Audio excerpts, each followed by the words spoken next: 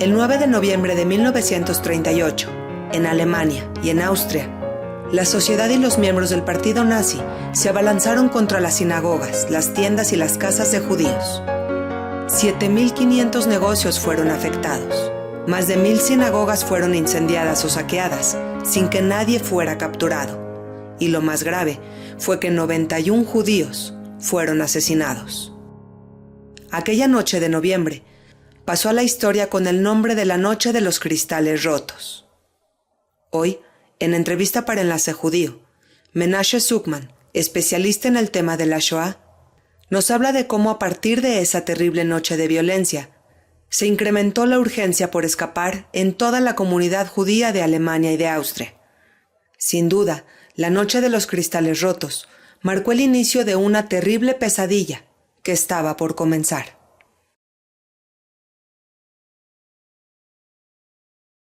Hola Menashe, ¿cómo estás? Qué gusto me da saludarte.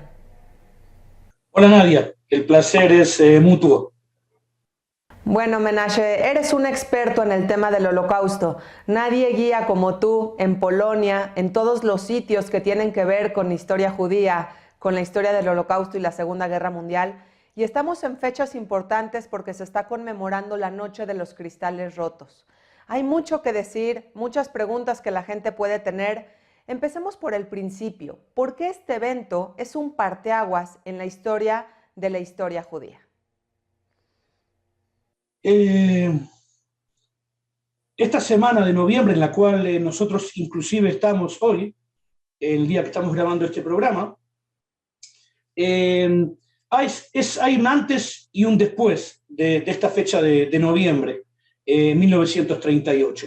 Nosotros conmemoramos este año 83 años de este evento muy, muy trágico, que increíblemente, por no ser parte de la Segunda Guerra Mundial y de lo que nosotros conocemos después como la solución final, inclusive la dimensión y sus víctimas a veces son un poquitito olvidadas. Y para eso, con tu ayuda, estamos aquí para difundir justamente lo que pasó en aquel momento.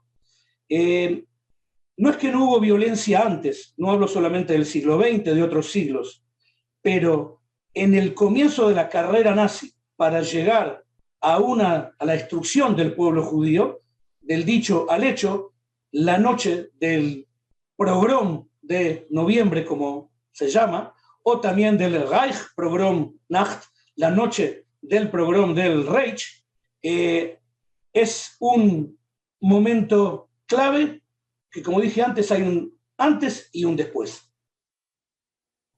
Sin duda, la mentalidad cambió de toda la comunidad judía en Alemania. ¿Cómo cambió? ¿Qué sucede con la forma de pensar dentro de la comunidad? Muy bien. Para responder esta pregunta, tendríamos que ir un poquitito antes en la cronología de la Alemania y entender que, a pesar de que la gran mayoría del pueblo judío en Europa y el mundo va a sufrir a Hitler a partir de la Segunda Guerra Mundial, en el año 39, el judaísmo alemán ya lo conoce a partir de la década del 20, pero principalmente a partir del año 33, cuando Hitler sube a el poder. Y es lo que va a intentar hacer lentamente. Él se da cuenta de que él no tiene que utilizar al principio la violencia y va a utilizar todo tipo de métodos para sacarse a los judíos de encima, o sea, sacar a los judíos de Alemania. Un boicot económico totalmente fallido en 1933, las famosas leyes discriminatorias de Nuremberg, que le sacan todo derecho civil a judíos de ser ciudadanos alemanes, el año de la tregua de la Olimpiada de Berlín, pero a partir del año 38 hay una escalada muy notable en lo que tiene que ver con la política. Los judíos van sufriendo a Hitler durante eso y al partido nazi durante, pero nada los prepara para la noche del pogromo. Lo que va a pasar después es, se puede decir, un wake up, va a haber un despertar de que la gente va a entender que no hay futuro para el judío en Alemania. Y si principalmente los procesos de emigración voluntaria o forzada que existieron hasta 1938 serán notablemente acelerados después del final de este año, llevando a decenas de miles, se puede decir hasta, si contamos a Austria, también centenas de miles de personas que abandonarán la región para dirigirse a los 4 puntos cardinales. Ahora, Menashe, no quisiera seguir avanzando sin dejar claro lo más importante. Explícanos, por favor, al público que tal vez pueda desconocer esta parte, ¿qué es la Noche de los Cristales Rotos? ¿Qué sucede de manera particular? Muy bien. Si yo respondí antes que Hitler lo que quiere es en realidad sacarse a los judíos de Alemania o del Reich, hay que empezar en el comienzo de 1938, él va a anexar a Austria en un proceso que nosotros conocemos muy famoso llamado el Anschluss, la anexación el 12 de marzo de 1938. Increíblemente en ese momento Hitler también tiene un momento de claridad, de lucidez, y se da cuenta que quiso echar a los judíos, pero se juntó ahora a centenares de miles de judíos que vivían en Austria. Tiene más judíos. Y él entonces da un paso más adelante. Llama al mundo entero a una convención en Francia, en Evian, en junio de 1938, y en ese momento él decide decirle a los países, llévense a los judíos. Ninguno de los países los quiere. Fíjense, por ejemplo, la respuesta que da Australia, un país que no tiene problema de espacio. No existe aquí un problema racial, no tenemos deseo de importarlo. Imagino que cualquier persona del público, independientemente de lo que conoce de historia, sabe que cuando hablamos de importación-exportación, hablamos de mercadería. Los australianos, a decenas de miles de kilómetros, dicen, no me interesa lo que está pasando con los judíos, no quiero traérmelos para acá. Los ingleses que mandan aquí en Israel, en el mandato británico, dicen que tampoco aquí hay lugar. Hitler responde después de aquí, realmente no me interesan las lágrimas de cocodrilo de los países. Él se da cuenta que puede hacer de los judíos lo que quiera. Y así avanza un poquito más y en la famosa convención de Múnich termina de doblarle el brazo a Chamberlain, primer ministro inglés, y a Daladier, el presidente francés, y de aquí él se da cuenta que las palabras no sirven más. Todo hecho tiene que tener un disparador, y el disparador aquí va a ser el atentado de un joven judío alemán de origen polaco que vive en Francia, se llama Herschel Greenspan. Alemania expulsa a finales de octubre a judíos que viven en Alemania pero que no tienen ciudadanía alemana y los tiran en la frontera, es como en la tierra de nadie. La hermana de Greenspan le escribe una carta. Este joven, el 7 de noviembre, compra una pistola y se dirige a la embajada alemana. Pide hablar con el embajador, lo derivan a al tercer secretario, Ernst von Rath, y lo que hace él es dispararle y no matarlo todavía, sino herirlo de gravedad. Vamos a continuar en un segundito más viendo qué desencadena, porque este es el disparador, ¿ok? Ese es el disparador y entonces inicia una terrible violencia en lo que es Alemania y Austria y sinagogas, comercios son violentados. ¿Cómo es que se lleva a cabo estas terribles escenas de violencia? Exactamente. Von Rath es herido el 7 de noviembre, pero él no muere. A pesar de que él no muere y a pesar de que la mayoría de la gente conoce el día 9 de noviembre, los eventos del pogrom empiezan el 7 de noviembre en la ciudad de Magdeburg y en otras ciudades alemanas. El 8 de noviembre también hay quema de sinagogas en diferentes lugares. El 9 de noviembre a las 5:30 de la tarde, Ernst von Rath muere. El 9 de noviembre, hoy es la fecha muy marcada para nosotros, pero en la historia de Alemania, el 9 de noviembre es un día histórico. Es el día de la creación de la famosa República de Weimar, que es el gobierno democrático, que los anarquistas y los fascistas e inclusive los comunistas están contra él. El 9 de noviembre también, antes todavía, 10 años antes, en el 23, es el famoso putsch de Hitler que intenta derrocar el gobierno. El 9 de noviembre es el día del partido nazi. Y ese 9 de noviembre están los líderes nazis en Múnich, que es la ciudad nazi. Esta Himmler, está Goebbels, está Hitler, cenando y recibiendo a la gente y festejando cuando llega la noticia final del asesinato de este hombre. Y ahí, espontáneamente, a pesar de que ya 2 días había pogroms, nace, ¿no es cierto?, sale la orden a la noche y comienza, como tú bien dices, una ola terrible de quema de sinagogas. Esa es una cosa. La segunda es la detención de judíos ricos y prominentes en una lista que ya estaba, y posteriormente su deportación a campos de concentración como Dachau, Sachsenhausen y Buchenwald.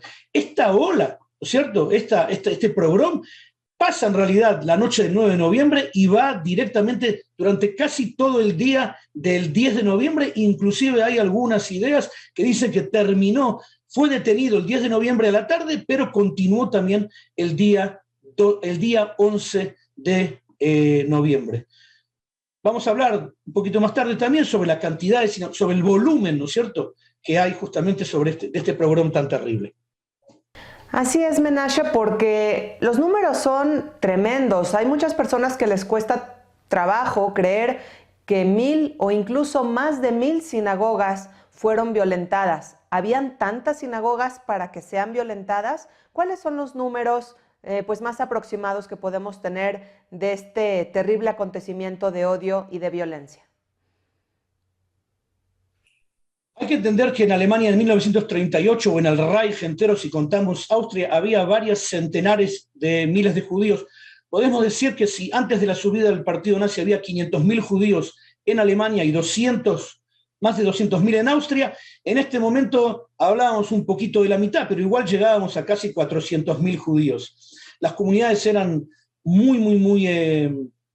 eran orgullosas, eran comunidades que se mostraban. Hay que entender que tanto en Austria y en Alemania, que eran países que habían llevado a los judíos a tener su emancipación, y entonces no había una sinagoga escondida, sino las sinagogas eran también monumentales. Se habla de un número de más de 1.400 sinagogas destruidas totalmente y parcialmente. Se habla de más de 8.000 negocios y casas que son damnificadas. Se habla de casi 30.000 personas que van a ser deportadas a estos campos que yo básicamente nombré antes, y podemos decir que en Alemania, no en Austria, es la primera vez que judíos como grupo van a ser llevados a campos de concentración.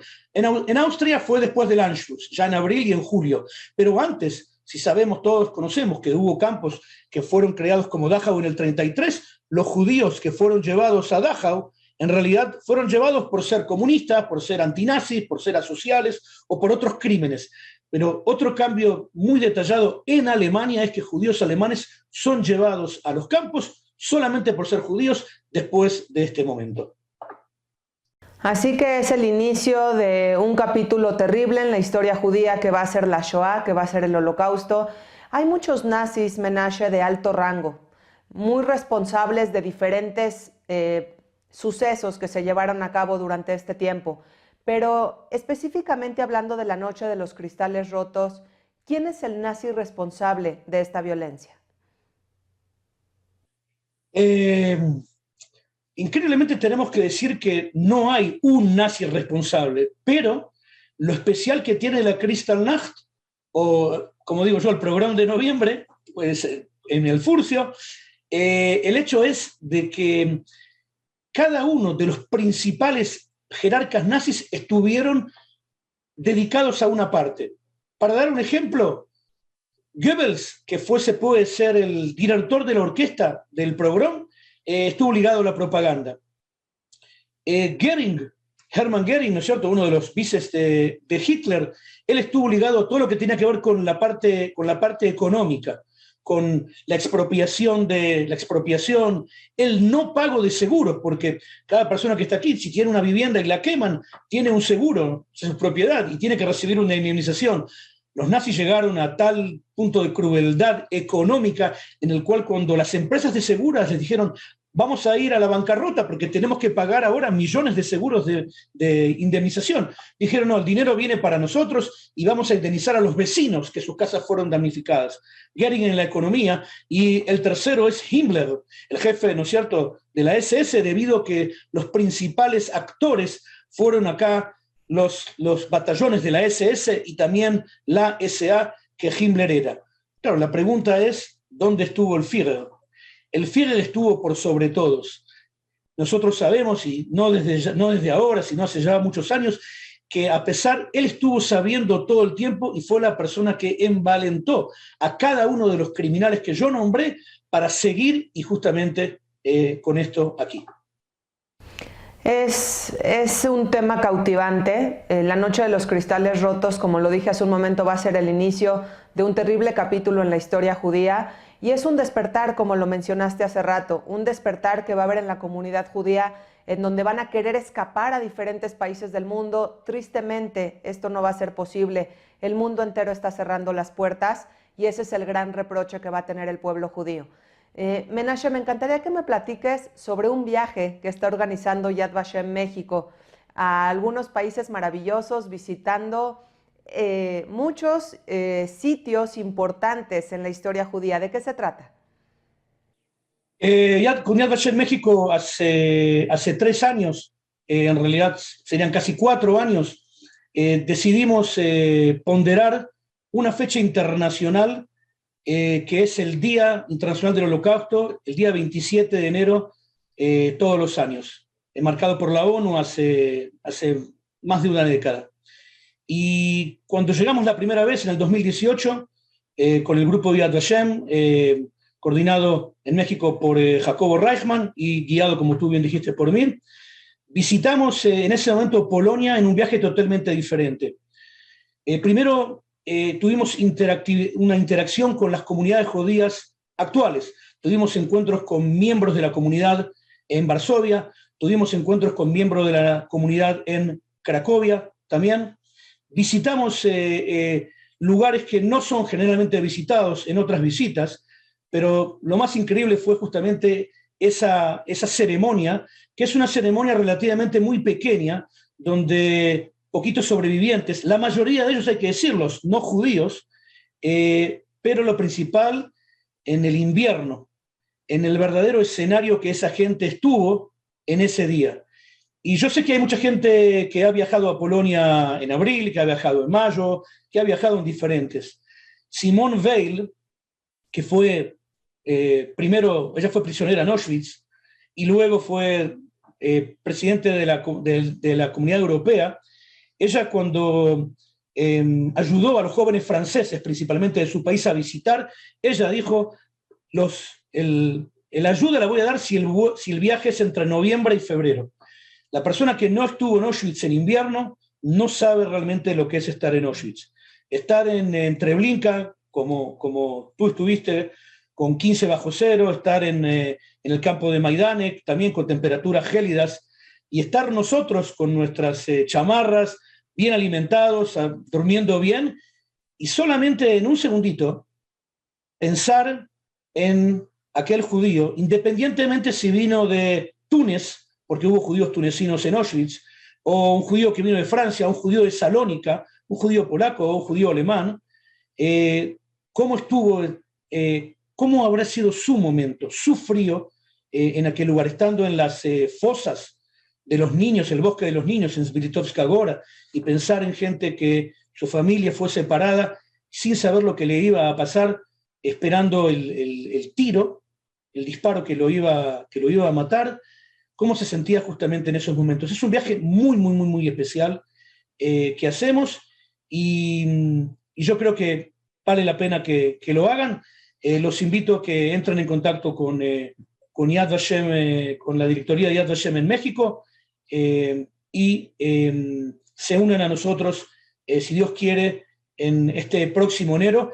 Y lo último que quiero remarcar, que no somos el único, no hay grupos israelíes, no es que no hay grupos israelíes como visitan siempre, no hay grupos que visitan allá, somos el único grupo, se puede decir, el único grupo judío que honra la memoria en el Día de Liberación de esas víctimas allí. ¿Cuáles son los países que van a ser visitados? Bueno, en este viaje especial de enero, el país que nosotros visitamos, básicamente, país principal es Polonia. Puede ser, no sabemos todavía, que haya una extensión también en Praga, Pero durante el calendario de todo el año nosotros tenemos viajes preparados a Letonia y Lituania, y también lamentablemente la corona nos impidió hace 2 años realizar el viaje también a Alemania, en un viaje que llegaríamos también a diferentes sitios de los cuales nosotros hemos hablado aquí. Déjame, ok, nada más te interrumpo, nada más para decirte esto. Déjame hablar como una persona que fue a estos viajes. Son viajes simplemente maravillosos porque tienes la oportunidad de visitar sitios que tal vez haciéndolo de manera particular resultaría muy, muy difícil. Tener la guía en tu idioma, en tu lengua, es algo maravilloso. Menashe, gracias por ser un guía en todo lo que es habla hispana. Vemos tantos mexicanos, colombianos, argentinos, españoles que queremos conocer este tema y que el que sea nuestro idioma es maravilloso. Son viajes extraordinarios. Yo que fui parte de uno de ellos, los recomiendo muchísimo. Y ahora sí, dime por favor lo que me ibas a decir. Sobre esta noche, vuelvo si empezamos con esa famosa noche, y yo la nombramos con diferentes terminologías, el hecho de entender que atrás de este término, yo voy a decir muy conocido, famosamente conocido como Noche de los Cristales Rotos, se encuentra parte también del mensaje que nosotros, educadores en diferentes lugares del mundo, tenemos que dar. Uno de los países del mundo que no se utiliza ya hace años este término, es la propia Alemania, porque este término fue creado por los nazis después de lo que pasó. ¿Qué diciendo? No hubo gente que fue muerta, no hubo gente que fue después expulsada, no hubo niños que 2 días después tuvieron que abandonar la escuela y no pudieron ir más. No hubo gente que a los días anteriores le marcaron en su pasaporte la letra J y le agregaron al hombre el nombre Israel y a la mujer el nombre Sara. No, lo que pasó en esa noche fue solamente cristales rotos, vidrios, ¿no es cierto? Ventanales que fueron rotos. Y por eso en Alemania se utiliza el término del Pogrom de noviembre y utilizan muchos también el Reichspogromnacht. Pero como yo les conté ahora, no fue una noche, sino en realidad fueron varios días, fueron casi 6 días. Y yo invito a las personas que van a ver este video que luego después entren en la red y intenten ver una foto de una sinagoga quemada. Se van a dar cuenta que esa foto no es de noche, sino es de día. Y cuando los propios alemanes, los nazis, intentaron menospreciar al mundo entero diciendo, se rompieron solamente unos vidrios, en realidad, como tú bien lo dijiste, este evento fue, se puede decir, el puntapié inicial de lugares que nombramos en el paseo y que visitamos, como Auschwitz, como Majdanek, como Ponar en Lituania, como diferentes lugares en la República Checa, Terezin, por ejemplo, y el mundo se siguió callando, lamentablemente, antes y también después de esta noche o de este evento como lo definimos. Y nuestra obligación es recordar cada año por los 6 millones de judíos asesinados, pero también por los 50 millones de personas que perecieron en la Segunda Guerra Mundial y sobre todo por nosotros, por nuestro futuro, por seguir creando un mundo de tolerancia. Gracias, Menashe, muchísimas gracias por tu tiempo. Fue para mí, como siempre, un placer. Como dije, como mis primeras palabras, el placer es mutuo. Gracias, Menashe. Un abrazo. Por favor.